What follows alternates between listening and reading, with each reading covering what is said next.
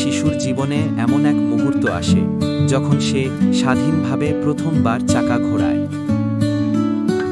Cycle শুধু একটা খেলনা নয়, এটা তার আত্মবিশ্বাস, সাহস আর শেখার শুরু।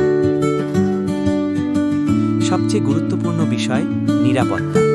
সঠিক সাইজের সাইকেল, হেলমেট আর আপনার নজর, এই তিনটাই নিশ্চিত করে তার নিরাপদ যাত্রা। যখন বাচ্চারা বাইরে সাইকেল চালায়, তারা শুধু খেলছে না, তারা শিখছে ব্যালেন্স, ধৈর্য আর আত্মনির্ভরতা।